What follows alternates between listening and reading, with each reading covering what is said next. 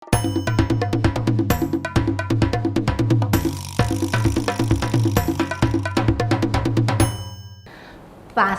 istilah bucin dan toxic relationship sering kita dengar, dan di kalangan anak muda atau dalam sebuah hubungan kata bucin dan toxic relationship itu populer. Sekarang kita bahas dulu bucin itu apa. Bucin yang saya tahu katanya istilahnya budak cinta atau buta cinta. Oke, nah kenapa seseorang bisa bucin? Kita mesti cari tahu dulu nih kenapa ada orang yang enggak bucinan, tetapi ada orang yang bucinan. Kalau menurut pendapat saya, yang pertama, biasanya jika seseorang itu tumbuh tidak dengan kasih sayang yang kuat dan dekat dengan orang tuanya, biasanya mereka bucinan, mereka mencari kasih sayang dan kehangatan itu, cinta itu di pasangannya.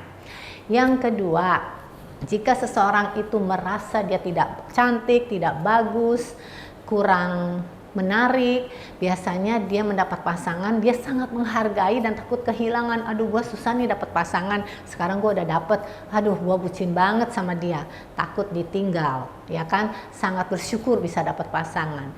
Yang ketiga, ada orang dia merasa tidak bisa hidup sendiri, jadi ketika mereka tidak punya pasangan, mereka merasa dunianya sepi, merasa lonely, merasa tidak ada yang peduliin, dia gampang depresi, dia harus perlu orang lain untuk berdua paling enggak, tidak bisa hidup sendiri. Yang keempat, mungkin pasangannya itu pintar menyenangkan hati dia, pasangannya itu selalu make them happy, atau pintar ngegombal, tulus tidak tulus, at least ngegombal nyenengin hati, makanya dia selalu senang dengan seseorang yang bisa menyenangkan hati dia. Yang terakhir, nggak ada reason loh. Orang itu bucin aja, nggak tahu reasonnya apa, dia sendiri nggak tahu. Pokoknya kalau dia udah jatuh cinta sama orang, dia bucin. Nah, pertanyaannya, ada gak sih antidot, penangkal, obatnya untuk orang tidak bucin? Kalau menurut saya lagi nih ya, ketika seseorang hidupnya tidak balance antara logika dan feeling, balance itu adalah 50-50. Feeling 50%, logika 50%. Ketika Anda balance, Anda tidak gampang bucin sebenarnya. Anda bisa, ya kadang frustasi, putus cinta, sedih, tetapi cepat sekali bounce back-nya.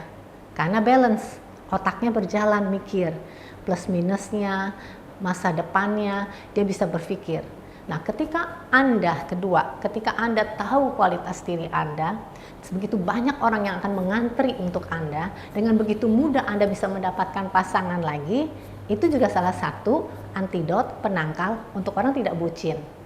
Ada di level yang lebih ekstrim terakhir, ketika logika seseorang lebih dominan dibanding feelingnya, orang ini udah pasti nggak bucinan. Putus cinta itu begitu aja, sedihnya sedikit aja, mereka move on begitu cepat. Jadi jika Anda mau tidak bucin, pilihan di tangan Anda. Mau yang mana nih? Berapa persen nih antara feeling dan logika? Nah, sekarang kita bicara tentang toxic relationship. Banyak orang menjalani hubungan, mereka itu sebenarnya dibilang toxic hubungan itu apa sih artinya? Toxic hubungan, toxic relationship jika pertama terjadi keributan secara rutin dan keributan itu heboh, rusuh, tidak normal. Tidak ada pasangan yang tidak ribut. Semua pasangan pasti ribut, tetapi tidak rusuh, tidak heboh, ya kan? Bisa diselesaikan dengan baik-baik, bicara baik-baik. Yang kedua, tanda toxic relationship. Terjadi KDRT, pemukulan. Bukan hanya lelaki pukul perempuan, ada perempuan juga pukul lelaki. Ketika permainan fisik sudah terjadi, disitulah Anda tahu kapan Anda mesti exit. Oke? Jadi toxic relationship itu bukan hanya harassment fisik, tetapi harassment mental juga. Kan kalau kita sering nonton film di luar negeri, kalau ada suami marah atau pasangan marah, dia tidak pukul kitanya, tetapi dia pukul barang, dia pukul sekeliling kita sampai kita ketakutan, stres, ya, merasa tidak aman, tidak tenang hidupnya. Itu sebenarnya toxic relationship.